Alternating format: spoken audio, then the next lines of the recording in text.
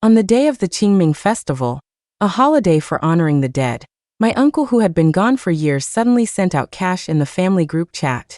As someone who dabbles in the supernatural, I told them it was ghost money and that they absolutely shouldn't accept it. But later, the relatives who took the money were completely fine. In fact, their lives totally turned around, and they became the most successful people in our family. Some said my relative had snagged lucky money, leading to a life-changing streak of good fortune. Because of this, my brother held a grudge against me. After he failed his college entrance exams, he tricked me into going to an abandoned factory and strangled me to death. When I woke up again, I was back on the day his mother and he were about to grab the money. This time I said, "Hurry up and grab it. The money will be gone soon." I was reborn on the day Linda and Kevin were about to snatch the cash. Kevin was lying on the living room sofa, staring at his phone. I glanced at my watch. There were 5 minutes until my uncle, who has been dead for 5 years, would send out money to find someone to take his place in death. I went over and took the mop from my mother, Linda. "Mom, go get some rest. I can handle this." Linda handed the mop to me, picked up her phone, and joined Kevin on the sofa. I was halfway through mopping when I heard my mom exclaim, "Tina, your uncle sent money, $100. Quick, go get some." I pretended to check my phone, acting annoyed. "Ugh, I didn't get any of it." Linda couldn't stop smiling. "So useless, you can't even grab a bit of cash. Not like your brother, he got a huge amount." "Really?" I leaned over their phones, eager to see how much they'd gotten. Linda didn't do too badly, grabbing $5, which would probably just let her live an extra 5 years. But Kevin had snatched a whole $82, making him the luckiest king. He immediately used the money to order takeout and buy a new video game skin. In an instant, the $82 was completely gone. This guy, Kevin, was really in a hurry to die. A person's lifespan is generally calculated out of 100 years. Kevin had just grabbed 82, leaving him with only 18 years to live. And he was less than 2 months away from his 18th birthday. If he'd spent the money a bit slower, he might have lived longer, but unfortunately he's an idiot. My snooping made Kevin, who was busy flirting with some streamer girl, look up at me suspiciously. He put his phone away and shoved me hard. "Tina, what are you looking at? Are you just jealous I got more than you? Women are just born unlucky. Get used to it." Hearing Kevin say that sent a shiver down my spine. That's exactly what he said in my previous life, right before he strangled me. He had said, "Tina, you bitch. You said it was ghost money, but you were just afraid I'd have a better life than you. Now that loser Chris lords his success over me every day. You can just go to hell." Before I even had a chance to explain, Kevin pinned me down by my throat and choked the life out of me. When Linda found out, she immediately had Kevin declared mentally ill, which allowed him to escape any legal consequences. On the day of my burial, Linda cleaned my body, her tears falling onto the back of my hand. "Tina, don't blame your mother. Your brother is the only son left in this family."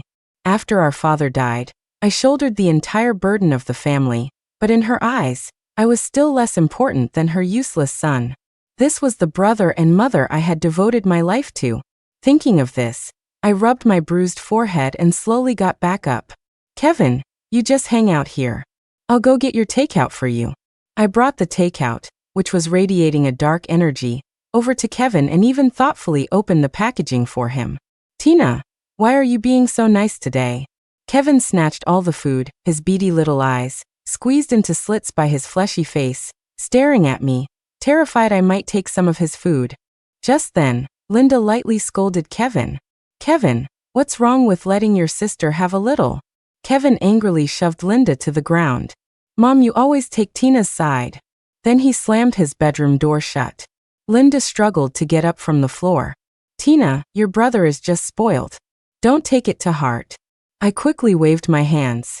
"It's fine, let my brother eat." After all, I had no desire to eat this deadly ghost food. Linda was always like this, pretending to help me but really just setting me up to be a willing blood bank for Kevin later on.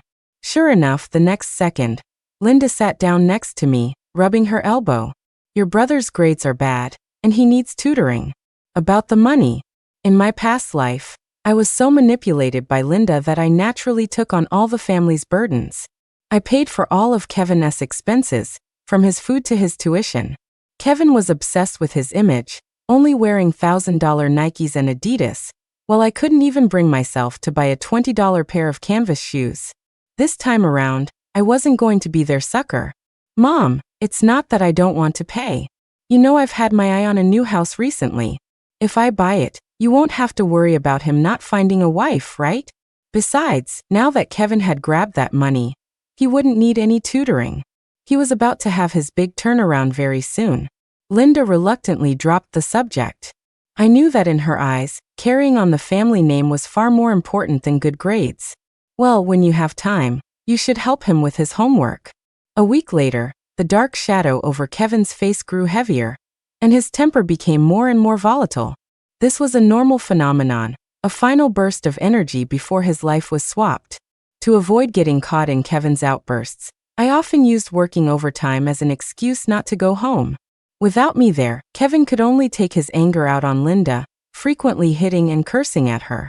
Often when I came home, I'd see Linda tending to her wounds under a small desk lamp. But even so, she still loved her son deeply. I just shrugged helplessly. I had to respect her choices and her fate. One day, with a month to go before Kevin's 18th birthday, he came home waving a test paper, shouting loud enough for the whole hallway to hear. Mom, look at this. Kevin had scored in the top 20 of his class.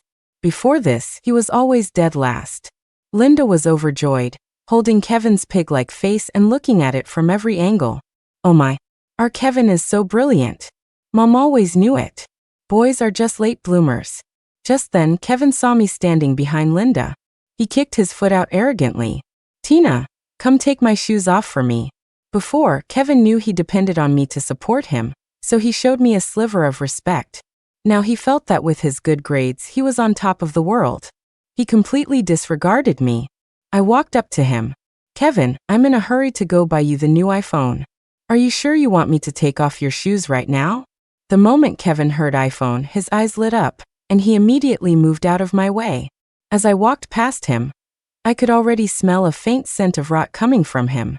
It wouldn't be long before he contracted a strange illness and began to decay from the bottom up. I sat in a boba shop for 2 hours.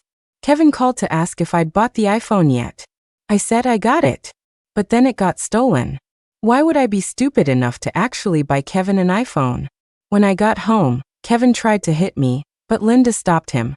She knew that an iPhone was a small matter, the house was the big prize.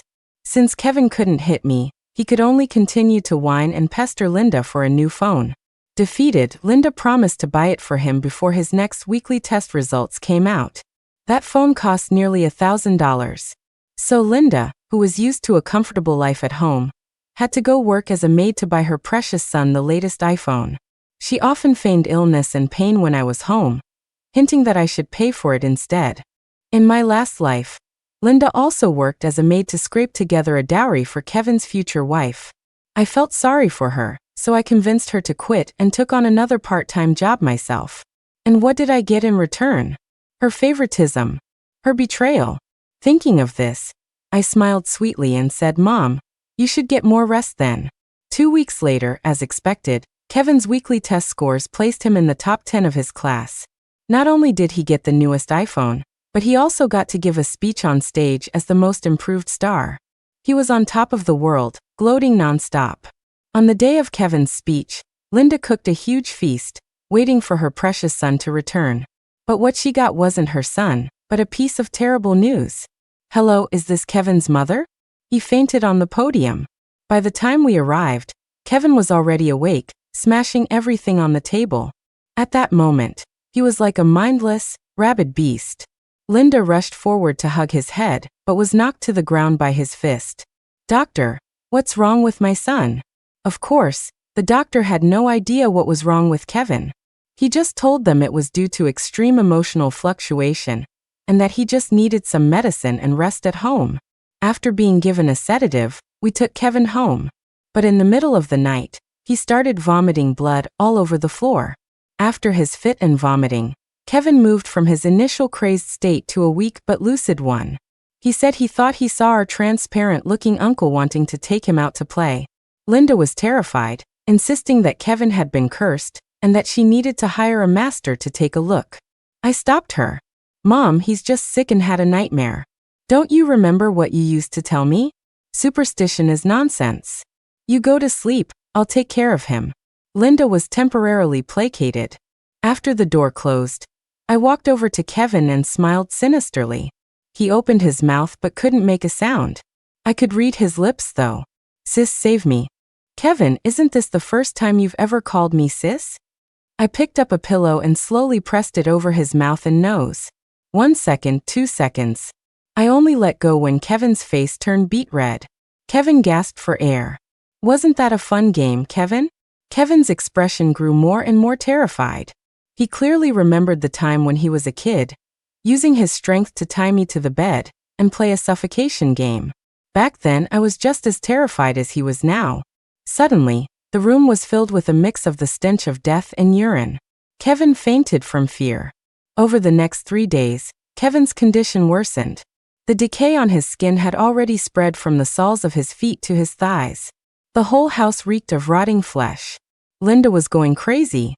As a last resort, she hired a spiritual master from our hometown. The master stared at Kevin, completely speechless. You people actually dared to take life-swapping money? The master figured it out. Our uncle had been beaten to death and thrown into the sea 5 years ago over a debt. Because he was never properly buried or given last rites, his resentment was immense, and he needed a scapegoat to be reincarnated. And this scapegoat had to be from the same bloodline. So, on the day of the festival for the dead, this uncle possessed a stranger and sent out that life-swapping money in the group chat. And Kevin, as the luckiest king, was the chosen one.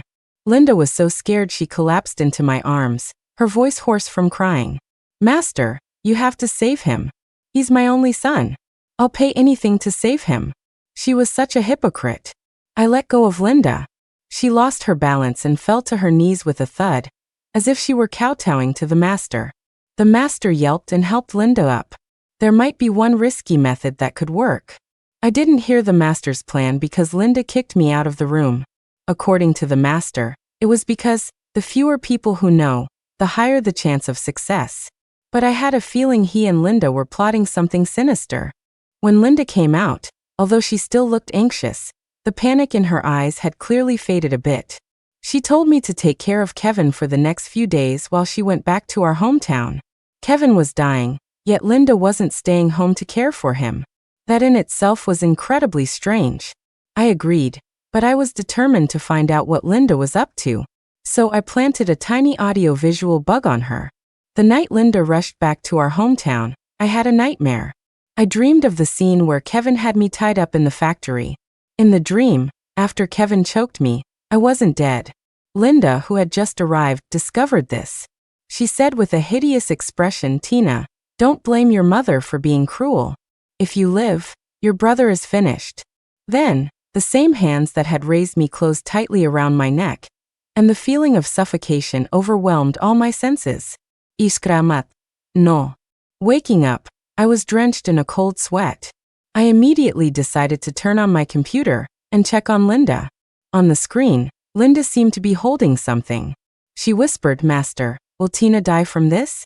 The master took the object and said impatiently, well, do you want your son or your daughter? Linda hesitated. Well, of course it's Kevin. The master grunted and took the object from Linda's hand. Just as I was about to see what it was, the camera's battery died and the screen went black. But even without seeing it, I could pretty much guess what Linda was planning. She was going to use my life to save Kevin's. I just hated that I was only an amateur at this stuff and couldn't figure out what kind of twisted method Linda was going to use against me. The next morning, I received a text message. Sis, Auntie is trying to harm you. It was Chris. How could he know? Could he have been reborn too? Before I could make sense of the situation, I got news that Linda was already back. Linda called me, saying she was home and that I should come home for dinner. Linda had cooked a huge table full of my favorite dishes, something she had never done before. Her hands trembled as she served me food, but her words were meant to lull me into a false sense of security. Tina, with your brother like this, Mom will have to rely on you from now on. Rely on me? Rely on me to keep Kevin alive, you mean? I sneered internally but kept a straight face, continuing to eat the food Linda put on my plate. Then I put the same dishes into Linda's bowl, smiling. Mom, why aren't you eating? After dinner with Linda, I felt dizzy. I slept for nearly 12 hours that night. When I woke up at noon, my head was still aching, and there was a faint soreness in my arm.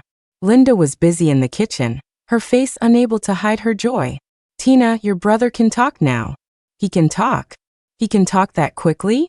I walked into Kevin's room and started gathering up all the things he had taken from me over the years. Limited edition sneakers, new electronics. I stuffed them all into a bag. Kevin propped himself up on the bed, struggling to sit up. Tina, what do you think you're doing? Are you rebelling? I turned around, looked at Kevin's deathly pale face, and pinched my nose. Hey Kevin, since you're about to die anyway, I'm just taking my stuff back. You can't use it, but I still can. This made Kevin furious. He pointed a finger at my nose and cursed. Tina, what are you so smug about? Just wait until Mom swaps you with me. We'll see how I deal with you then. Linda, who had just pushed the door open, rushed over and covered Kevin's mouth. Tina, your brother is just delirious and talking nonsense. Don't mind him. I placed the last item in the bag and said agreeably, I know, my brother's just rambling. Why would I mind? After I left the room, I heard Linda and Kevin whispering. Linda deliberately lowered her voice. Kevin, what are you talking about? If your sister finds out, we'll be in trouble. Kevin snorted. So what if she finds out? She still has to do what she's told. When I get better, I'm going to. I listened, word by word, to Kevin's plan to torture me, and I almost burst out laughing. He thought he was getting better? It was clearly just the final 3-day burst of energy before death. Hadn't Linda noticed the liver spots, the kind only dead people have, already appearing on Kevin's face? That day, I continued to eat the meals Linda cooked for me with great relish. I even went to bed early, ready for Linda's visit. At 2 in the morning, Linda's shadow, cast by the moonlight, fell across my face. When the needle pierced my arm, her expression showed no fear, no hesitation. It was as if the person in front of her was a complete stranger. I stared fixedly at Linda's retreating back. Linda, you just wait to collect your precious son's corpse. The next morning, Kevin was gone. Linda searched the entire neighborhood but couldn't find a trace of him. Right now, Linda's tears and snot were a mess on her face, her hands gripping my arms so tightly it hurt. She was truly terrified. Tina, do you know where your brother went? I pulled her hands off me, did a quick mental calculation, and said casually, my brother? He's probably by the river. By the time Linda and I rushed to the river, Kevin's body had just been pulled out of the water. The flesh on his body and face was deathly white, and a few strands of dark green seaweed clung to his hair. Paramedics were performing chest compressions. Linda pushed the paramedics aside like a madwoman and cradled Kevin's head, wailing, What are you doing? Kevin, my son.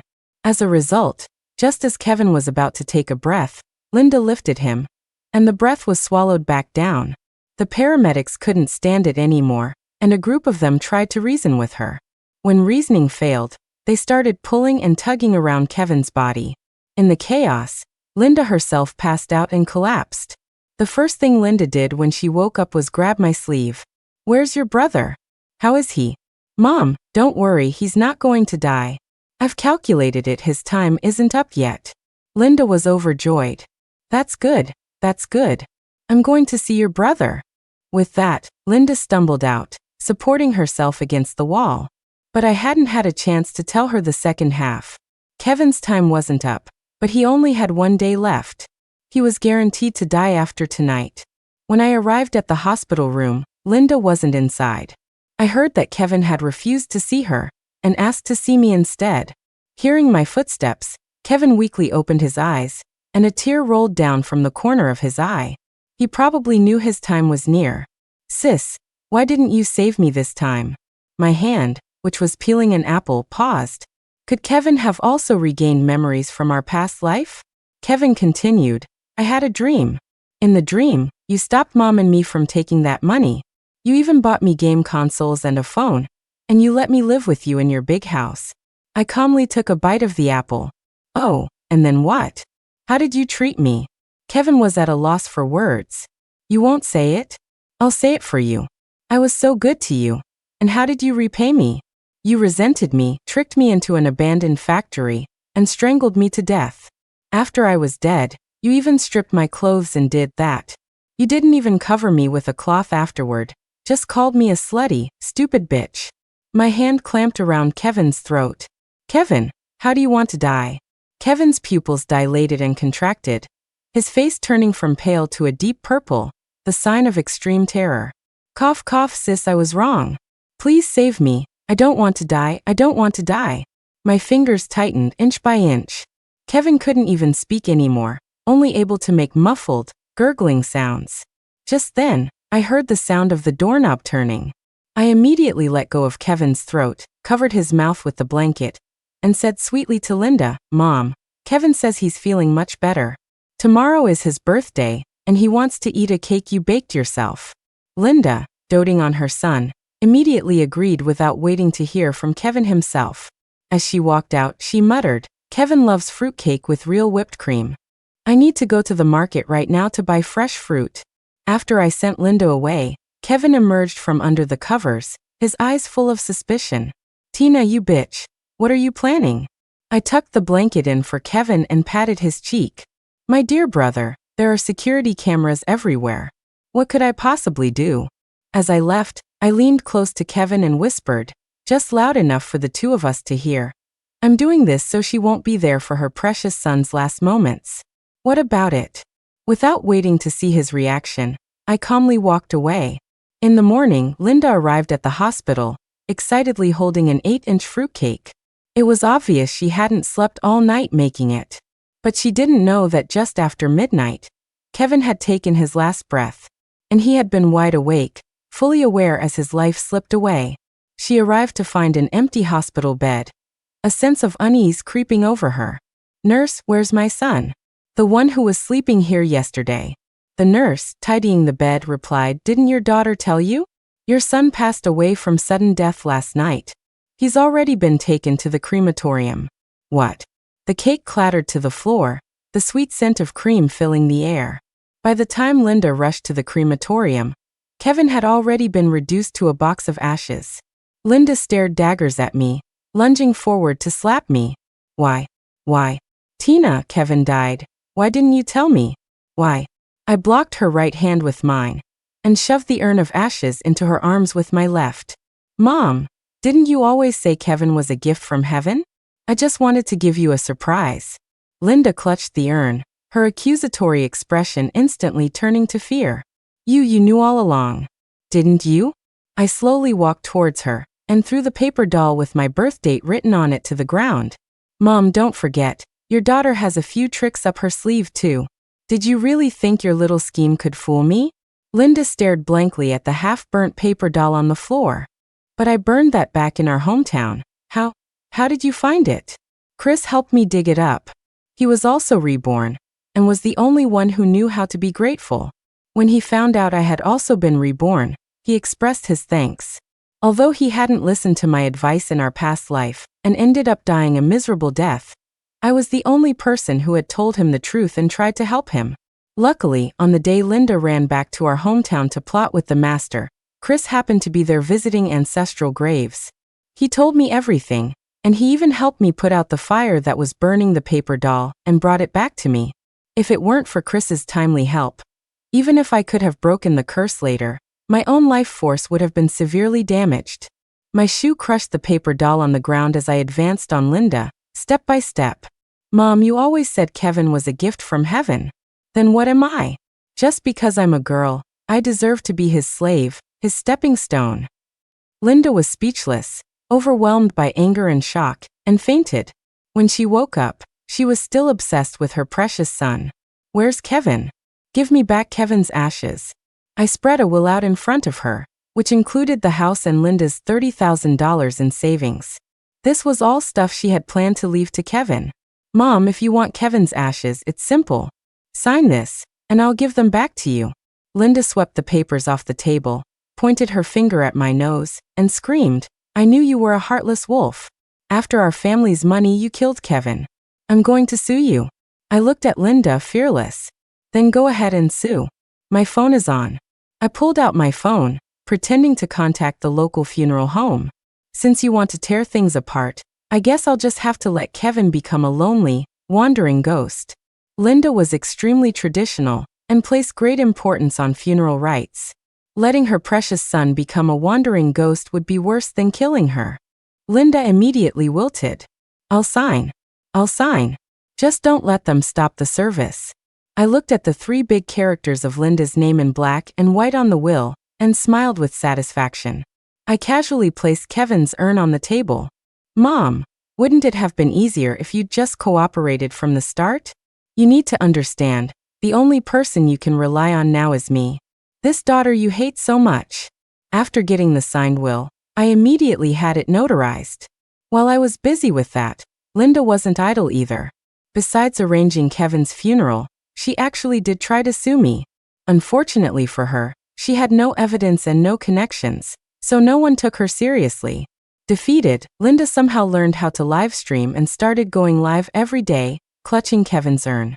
She'd turn on her phone and start talking about how wonderful her son Kevin was and how terrible I, her daughter, was to her. She claimed I cursed at her daily and didn't give her enough food. As Linda's lies became more and more outrageous, more and more viewers flooded her live stream. Some of them comforted her, others cursed me out, and only a tiny fraction of people expressed any doubt. At first, I ignored her. For one, I was busy, and for another, I didn't want to be completely ruthless. Let her talk if she wanted to. But I didn't expect Linda's rants to start directly affecting my job. Some people, fighting for her cause, posted my work number online. I started getting nearly 100 harassing calls a day. As if that wasn't enough, some people even started showing up at my office to block my way, throw cold water on me, and call me an ungrateful daughter. Things escalated to the point where my coworkers couldn't take the disruption anymore. My boss had no choice but to ask me to work from home temporarily. I had to pack up some of my things from the office. When I got home, soaking wet and carrying my boxes, Linda, who was still live streaming, saw my miserable state, immediately ended the stream, and cackled. Serves you right. This is what you get for killing my son, Tina. This is your karma. Seeing this, Linda seemed to have gotten a taste of success. She spent more and more time live streaming, and her followers grew. Every day, she'd look at me with nothing but contempt. But I knew if you want to see someone fall, first you have to let them get cocky. So, I pretended to be scared and avoided any direct confrontation with her. Linda's live streams became more and more popular. One day, her stream was suddenly flooded with trolls, saying she was lying for clout, and that I wasn't that kind of person at all. This made Linda furious, but no matter how much she yelled, she couldn't explain herself. As the number of doubters grew, Linda started to lose control. Just then, someone suggested she bring a relative on to vouch for her. With a witness, the truth would come out, right? Linda thought that was a great idea, so the next day she called a relative to join her live stream. She called Chris. This daughter of mine, she's terrible. She only gives me congee and vegetables to eat every day, no meat. She hits and scolds me all the time. When my son was alive, we were both constantly exploited by her. She then wiped away a tear. Chris, isn't that right? Chris looked at the soaring viewer count in the live stream and nodded. My aunt is absolutely right. My sister isn't just mean, she's also incredibly stupid. She doesn't let my aunt eat meat because my aunt has high blood pressure, cholesterol, and blood sugar, but she never tells her why, so she just takes the scolding. She was the one who used to get hit and yelled at, but she still bought her brother Air Jordans and iPhones while she wore $20 canvas shoes and used a cheap, second-hand phone. You tell me, isn't my sister stupid? As soon as Chris finished speaking, the chat exploded. A flood of messages questioned Linda. Linda's face turned ashen. She wanted to cut the stream immediately, but Chris held her hand down firmly. Just then, I appeared on screen behind them. Sorry for the drama, everyone. I'm on this stream today because I hope everyone can stop harassing us, and also, please don't blame my mom. She's just been a bit mentally unstable since losing my brother. I'm sorry for taking up your time. Linda broke free from Chris's grasp and pointed at me. I'm not unstable. She's the one who killed my son.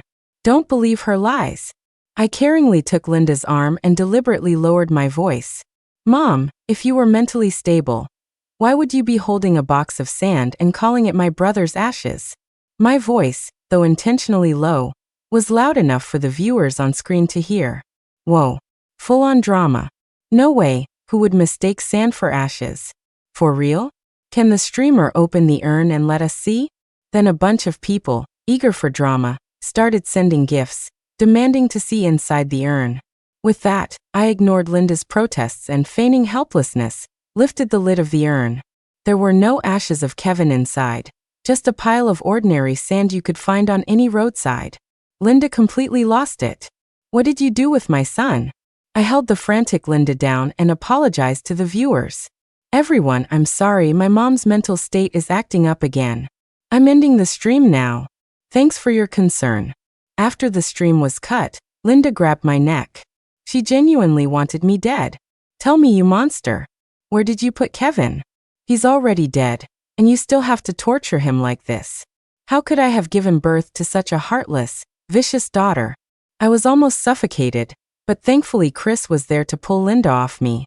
I rubbed my neck and slammed the lid back on the urn with a clang. If I said I dismembered Kevin, would you believe me?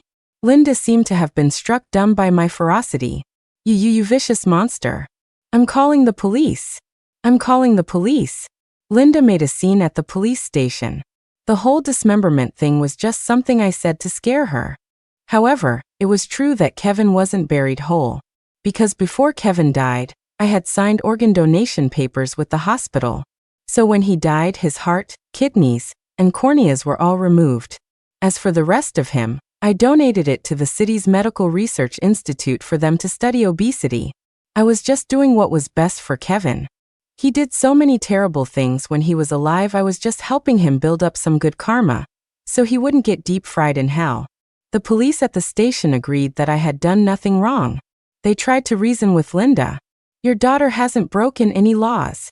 On the contrary, what she did was a good thing, a contribution to society. Linda wasn't having it. She flung the officer's hand away. What? My son doesn't even have a complete body, and you're saying she did a good thing? I'm reporting you for dereliction of duty. Seeing that Linda wasn't joking, I rushed over to stop her. Officer, my mom is a bit mentally unstable. Please forgive her. I'll take her home right now. With that, Chris and I dragged Linda out of the police station. I was genuinely afraid she would cause a major scene. After coming back from the police station, Linda's mental state truly broke. The doctor diagnosed her with a mental disorder that required her to stay in a psychiatric hospital for treatment. I was more than happy to have a place that could manage her, so I quickly paid the fees and got her admitted. With Linda in the psychiatric hospital, my life became much more peaceful. At the same time, I used her streaming account to build my own following. Because of the previous live stream, people had a very good impression of me. Plus, with other patients' families spreading the word about me donating Kevin's organs, I received widespread praise. Riding the wave of internet fame, I soon bought my own house. The house and the $30,000 Linda left behind were all donated to a foundation I established for educating girls in mountainous regions. Occasionally, I would visit Linda at the psychiatric hospital. Although her mental state had improved with treatment, a side effect was that she had forgotten everything. One day, I asked the hospital director, Dr. Lee. Dr. Lee, what has my mom been up to lately? Dr. Lee said, Ms. Linda? Her mental state is quite good. She just holds two dolls, a boy and a girl, sometimes laughing, sometimes crying. When I went to see Linda, she was still asleep. On her chest were two dolls, a boy and a girl, both clutched tightly in her arms. So Linda, was I also a gift from heaven to you?